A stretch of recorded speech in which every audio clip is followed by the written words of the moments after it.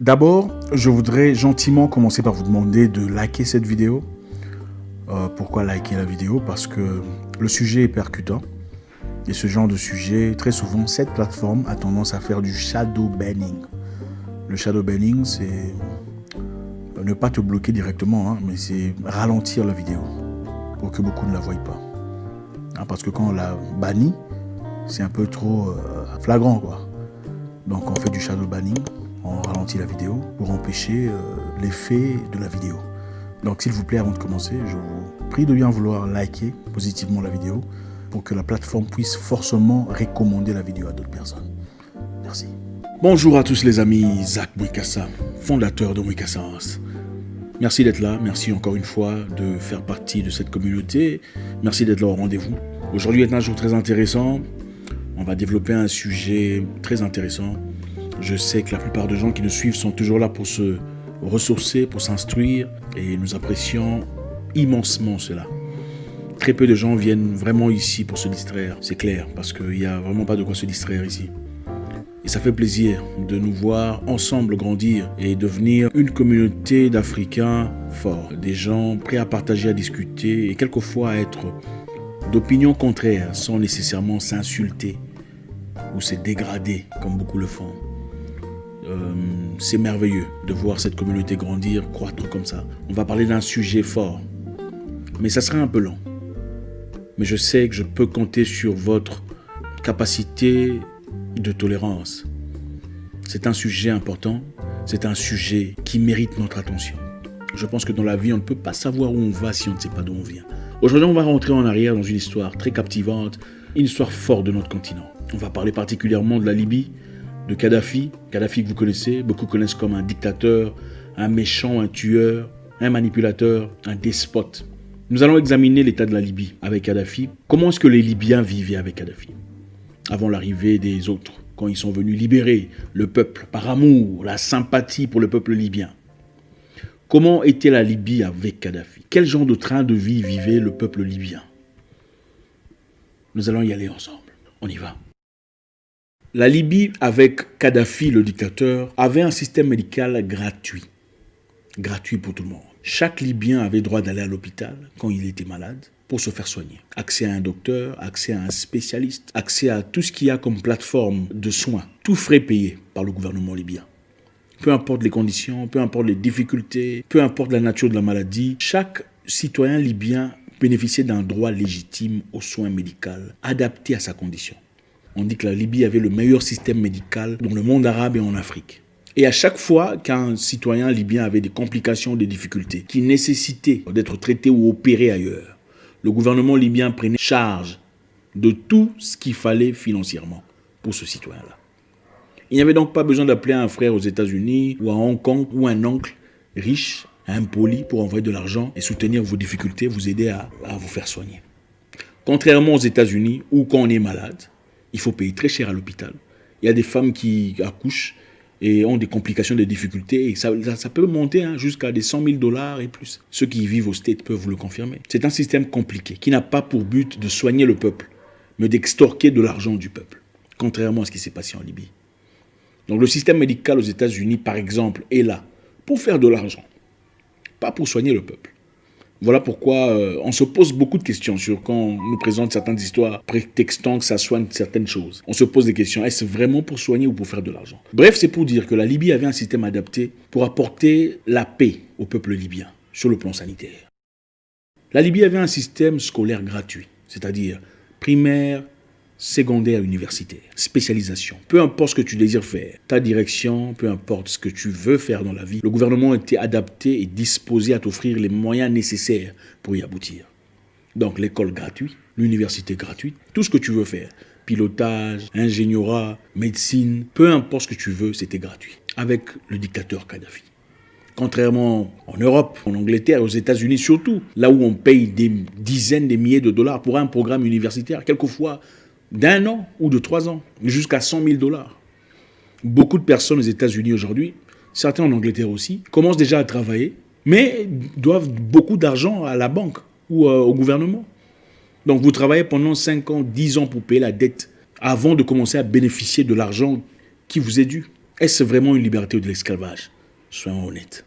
Pourquoi est-ce que l'éducation scolaire devrait être aussi chère pour un peuple qu'on aime, dans un pays aussi riche? La Libye, contrairement à cela, avait un système gratuit pour tout le monde, pour accorder de l'équilibre à chaque individuel, à chaque partisan, à chaque citoyen libyen. Avec le dictateur libyen Kadhafi, la Libye avait traversé un moment très difficile de sécheresse avant son arrivée. Le pays est bien situé à un milieu désertique. Il n'avait donc pas accès direct à l'eau, de l'eau potable, de l'eau buvable. C'était donc compliqué. Mais étant un pays riche en pétrole, le dictateur libyen a initié le plus grand projet d'irrigation au monde. Et pour certaines personnes, c'était le plus grand projet architectural jusqu'à aujourd'hui.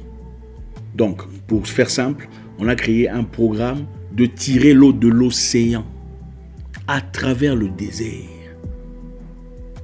Il en faut combien de mètres cubes de l'océan au désert? On a fait un programme d'irrigation spécialisé pour les Libyens. Et avec ça, il a créé des terres fertiles où le peuple libyen pouvait cultiver des légumes et des fleurs et des fruits organiques. Organique, c'est quoi? Bio, des produits bio pour la bonne santé. Et pas seulement la bonne santé, mais aussi l'accomplissement personnel de chaque individu. Vous savez, l'être humain a besoin de certains éléments pour être heureux. Il a besoin de se sentir utile à la société. Voilà pourquoi nous avons chacun un projet. Ce n'est pas toujours pour faire de l'argent. Quelquefois, c'est pour se sentir utile. J'ai pu accomplir quelque chose. À travers ce programme, ce grand programme d'irrigation, il a permis à ce que les Libyens puissent cultiver des terres qui étaient arides à l'époque, mais maintenant cultivables, avec un programme bio pour la bonne santé. C'était donc fait pas pour faire de l'argent, mais pour créer une population épanouie. Contrairement à ailleurs, où on dit que l'eau n'est pas un droit légitime de l'humain. Il a fallu 40 ans de travail pour conclure ce grand projet d'irrigation. 40 ans de travail dur, acharné, pour permettre à chaque Libyen d'avoir de l'eau potable et chaque fermier de travailler aisément dans des conditions appropriées, seulement pour que les États-Unis viennent et bombardent ce projet avec des bombes faites d'uranium. L'uranium, pour ceux qui savent, c'est l'élément nécessaire pour fabriquer une bombe atomique. C'est ce qui a été fabriqué pour la bombe atomique à Hiroshima et Nagasaki. L'uranium qui a été tiré de la République démocratique du Congo. Pendant la dictature de Kadhafi, entre parenthèses, à chaque Libyen désirant devenir fermier, on donnait une maison gratuite, un terrain gratuit, des animaux gratuits, des semences gratuites. Donc, on donnait tout ce qu'il y a, tout ce qu'il faut pour un fermier de démarrer, de commencer son travail gratuitement. Et on lui accordait un expert pour conseiller, pour le diriger, pour l'aider à voler de ses propres ailes, gratuitement. Et qu'est-ce qu'on demandait en retour? Rien. Qu'il produise simplement de quoi manger à la population. Voilà comment vivait difficilement dans ce régime méchant de Kadhafi. Un régime qu'il fallait essentiellement effacer, éradiquer, changer. Contrairement à ailleurs, en Occident, ou d'ailleurs aujourd'hui, on est en train de pousser les peu des fermiers qui restent, les fermiers indépendants, hors du business. Parce que les grandes entreprises veulent prendre le monopole du marché. Ils veulent toutes les fermes, ils veulent être les seuls à produire de quoi manger, ils veulent être les seuls à posséder des grains de semences, des grains qui seront bientôt, qui sont déjà génétiquement modifiés pour vous donner de quoi manger, tel que eux désirent. Donc on veut garder un certain groupe de personnes, une ou deux grandes entreprises pour s'occuper de la nourriture de tout le monde. Une entreprise qui est gérée aussi par qui développe des grains génétiquement modifiés. Et on s'étonne pourquoi les gens meurent de diabète aujourd'hui, des maladies qui étaient presque inexistantes dans le passé, de cœur, de problèmes de tension, de problèmes d'obésité, de changements de comportement causés par la nutrition. Les Libyens ne vivaient pas dans ces conditions-là. La nourriture libyenne était bio. C'était la spécification. Et on ne demandait pas d'intérêt. Aujourd'hui, on n'a même pas le droit, aux États-Unis, dans beaucoup d'États, si vous plantez vos tomates, on vient vous arrêter. Vous plantez vos tomates dans votre jardin. Bio. Si on découvre, on vient vous arrêter. C'est ça la liberté. Continuons notre histoire avec notre dictateur libyen. En Libye, à l'époque, avec le dictateur libyen, chaque femme libyenne qui donnait naissance à un enfant recevait 5 000 $ venant du gouvernement. Gratos. Félicitations madame, c'est un beau bébé. Voilà 5 000 $. Comme ça. Pourquoi? Comme ça. Parce qu'il y avait assez de richesse pour tout le monde. Assez de pétrole pour prendre soin de tout le monde. En plus de ça, on ne payait pas le taxe. Beaucoup de gens, surtout aux États-Unis, souffrent du taxe. Aux États-Unis, en effet, quand on atteint un certain niveau, on commence à on vous taxe jusqu'à 45% de vos revenus. Beaucoup de gens que vous voyez là, 5 millions de dollars, mais en effet, il a payé 2,5 millions de dollars. Donc, il ne compte même pas, on le paye 5 millions de dollars, 2,5 millions, il part déjà chez machin, pour n'avoir rien fait. Voilà pourquoi vous verrez beaucoup de sportifs qui font des performances aux États-Unis vivent ailleurs. Ils sont enregistrés, en tout cas s'ils ne sont pas américains, ils sont enregistrés ailleurs. Ils préfèrent partir là-bas, faire ce qu'ils ont à faire, être payés ailleurs. Sinon, rester là-bas et avoir 50% de son argent retiré comme ça, au nom de quoi, je ne sais pas. En Libye, ils n'étaient pas sujets à cette forme d'esclavage non justifiée. Voilà ce qu'était la vie avec le dictateur libyen. Le dictateur libyen, dictateur entre parenthèses, considérait que le droit de housing right, droit à un domicile était un droit fondamental de l'humain. Donc chaque Libyen avait le droit d'avoir une maison digne. Il n'y avait donc pas des mendiants en Libye. Chaque Libyen avait droit d'avoir une maison. Aux États-Unis aujourd'hui, à New York seulement, il y a plus de 200 000 mendiants SDF à New York. À New York seulement. Ils dorment dans les, comment vous appelez ça, les passages les sous-sols, à New York, 200 000. En Libye, on n'avait pas. Mais on avait besoin de partir en Libye pour libérer les Libyens. D'abord, je voudrais que vous compreniez, si vous ne le savez pas déjà, en tout cas, je sais qu'il y a certains qui ne le savent pas, que votre banque, chez vous, dans votre pays, ne vous appartient pas. La banque centrale chez vous, dans votre pays, même s'il y a des francs CFA ou des francs, je ne sais pas quoi, ça ne vous appartient pas. Ça appartient à des individus, des riches, quelque part, qui dirigent votre pays. Ce n'est pas votre président qui dirige votre pays. Parce que la direction, c'est l'argent. Et votre argent, sans leur accord, ne vaut rien. C'est ça la banque centrale. Les petites banques que vous voyez sont des banques commerciales, qui n'ont absolument rien à voir avec le pouvoir de l'argent. Bref, la Libye était le seul pays au monde, je crois parmi les seuls pays au monde, à avoir 100% de droits de leur banque. Donc la banque était nationalisée. La banque appartenait à la Libye. C'est-à-dire, chaque Libyen désirant un prêt, de l'argent pour faire quelque chose, on lui accordait ce prêt pour 0% d'intérêt.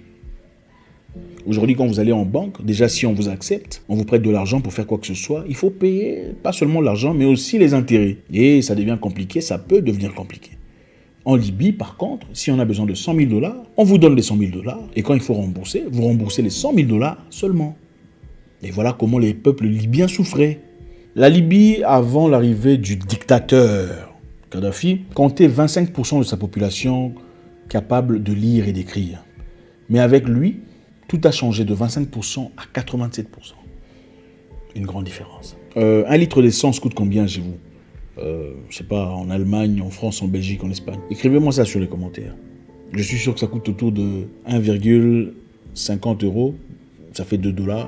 Ou en CFA, ça fait combien aujourd'hui? En Libye, sous la dictature de monsieur le sanguinaire Kadhafi, on payait 0,1 $ pour 1 litre d'essence.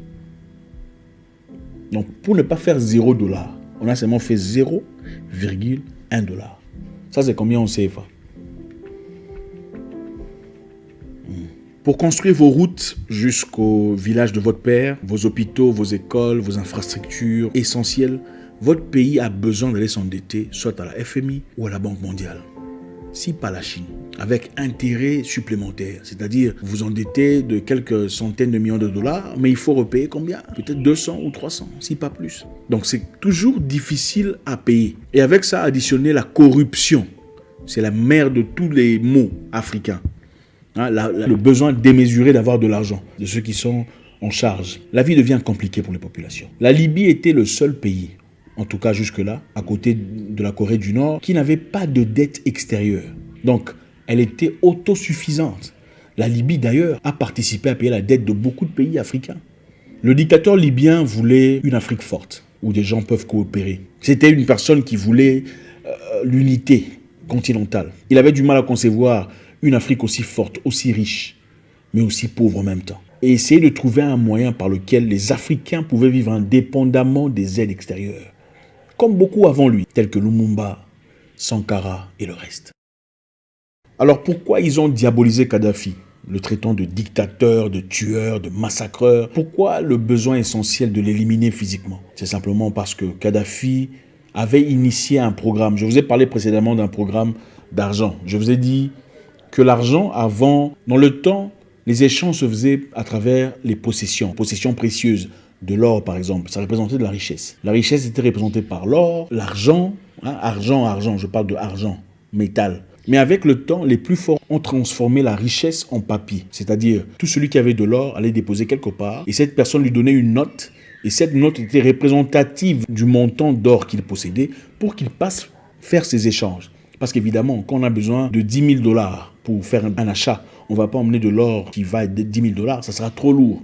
Alors pour ça, on déposait l'or quelque part et cette personne de confiance donnait un bout de papier, une note certifiant, oui, ce monsieur a autant d'or qu'il prétend.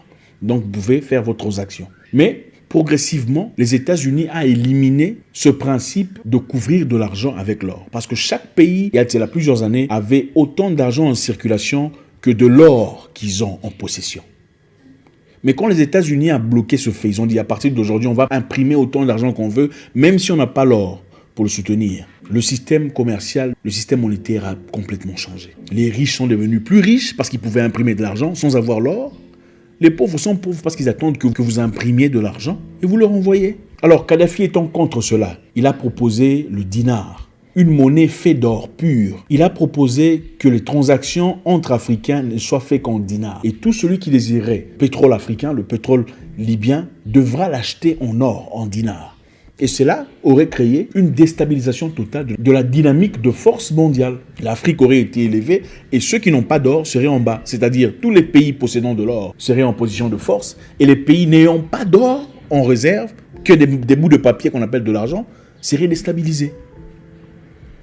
Et certains experts disent que des mouvements tels que celui-là se font en secret, en discrétion.